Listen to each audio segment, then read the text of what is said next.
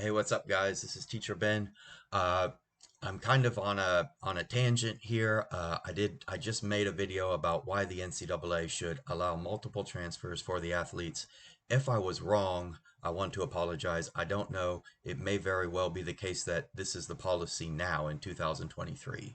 So I should apologize to the leaders of the NCAA, and but I want to go on this topic here, and that is who exactly are the Division One coaches? Okay, so um, actually, I thought that the coaches I had were fantastic people, and they may very well have known uh, a damn lot about how to turn an average athlete into an Olympian. Um, that being said, what I can say is there were a couple instances that I thought kind of reflected poorly on the coach's decision-making policies. One is that um, when I was running at the Division I level, and I'm not necessarily going to say the name of the school because you can be like, oh, if he was talking about this time period, this was his coach.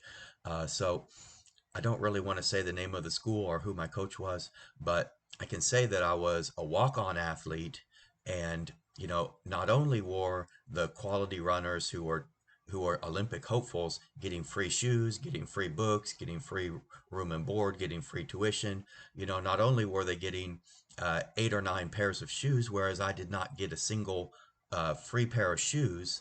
Um, they also got bags, and then the coaches didn't make sure that I received a bag. So not only was that humiliating, it was very embarrassing because everybody on the team noticed, hey, we have these nice Big 12 backpacks, we have these nice uh, bags with logos of the school's name. Uh, we have these shoes that we just got last week specifically for the big race. Uh, we got spikes. So it was very obvious that everybody has a nice looking bag except Teacher Ben. Another thing I want to point out is you know and I do want to kind of go into this in that it kind of hurt my feelings is that the coaches would go out to eat lunch with the Olympic hopefuls. I must have seen the coaches out to eat lunch with the Olympic hopefuls 12 or 13 times in a a year or an academic semester. Was I ever offered to eat lunch with a coach? No. Okay, so that kind of I realize that as a coach you want to work with the people who can get to the Olympics because it looks good for you. But I want to say that I noticed it, and it didn't really go over extremely well with me. My feelings were pretty well hurt. So I can actually feel the legitimacy of my argument here. And then I want to touch base on a third topic about who the coaches really are. Okay, so I do want to say that when I was running in the Big 12 conference, the team I was running for, we must have had 12 or 13 athletes who literally quit the team and then came back later and said, hey, I didn't mean what I said. I would like to be back on the team. Immediately, they were given that opportunity to be back on the team. Okay, so I may be wrong with this statement, but I do think, it was 12 or 13 athletes and they did get immediately placed back on the team. Now, when I quit and I returned to the coach and I said, "Hey, I didn't mean what I said. I'd like to continue to be on the team."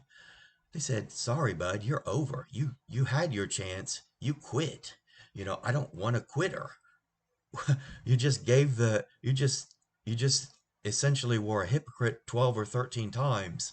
I realize that you may not want to coach me because I suck, but uh, I don't think you understand how much desire I have.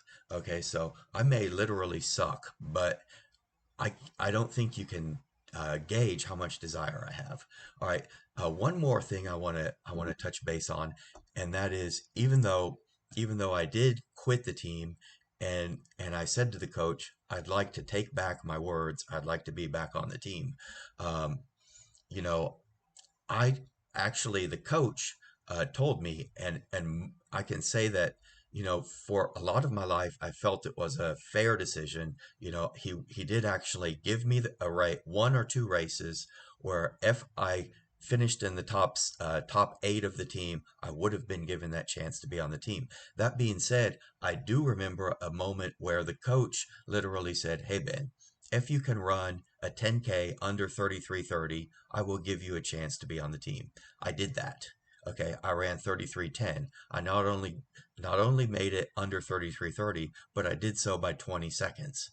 Okay, so hey, you know what? I feel like I was lied to. Okay, so I do want to say this is just my experience. There may be wonderful coaches out there, and I'm not saying that the coaches I got to were not wonderful people. Okay, and they may not, and they may be uh, exactly knowing who has the legitimate chance at being quality runners. Uh, Now that being said, I don't think they understood how much desire I had. Okay, so um, and I can't really deny the fact that I had been lied to about the time that needed to be qualified for the team. I can't really deny the fact that uh, everybody else was given bags. Everybody else was given shoes. They tried to give shoes away. They gave shoes away to the entire team. They got everybody's shoe size right, and when they came to me, they said, "Hey Ben, here's a pair of shoes. We didn't get your size right. It's one size too big. Would you mind trying to run in these shoes?" I said, "Yeah, sure, coach." So, so yeah, and it is kind of insulting, everybody else gets free shoes, but Teacher Ben has to go out and buy his shoes for himself. Okay, so this is just my installment on who the Division One coaches really are, and I can't really say fairly who my Division Three coaches were because obviously they realized I could help the team immediately. So um, I do want to. I just want to let you know who the coaches really are, and so um, let me basically in this installment here on that note. One last word is that um, the coaches may very well not be Christian people. Okay, so and they may very well be. I do remember one instance where I had a Christian friend, and he literally walked up to the coach and he said, "Hey, you know, I don't remember how the conversation went down, but the coach essentially said, I am a humanitarian, which is the implication that he's not a Christian." Okay, so and don't get me wrong, humanitarians may be wonderful people. Okay, so and I want to say, with all these probably legitimate points I have here, I do want to say, through my life, I felt, especially the coaches I received later in my career as a Division One athlete, seemed to be wonderful people. Very smart, understood how to coach athletes. Uh, I can say they understood how to coach athletes who are already there. Okay. It doesn't, I can't really say they understood how to I don't know what to say about that, but um, yeah.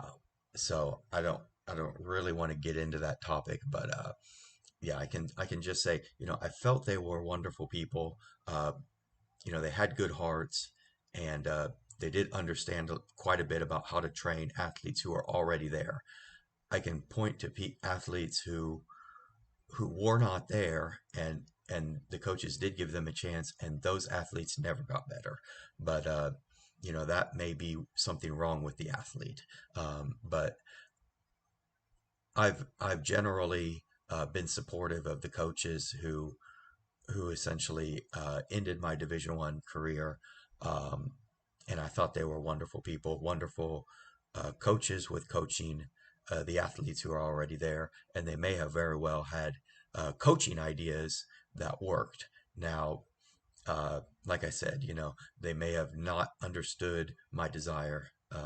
And So I just want to say that I want future athletes who are looking at a school and yeah, I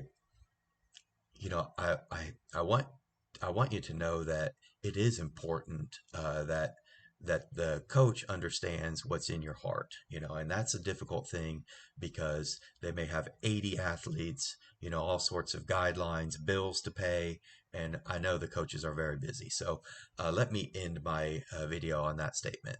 Have a nice day. This is Teacher Ben. God bless everybody.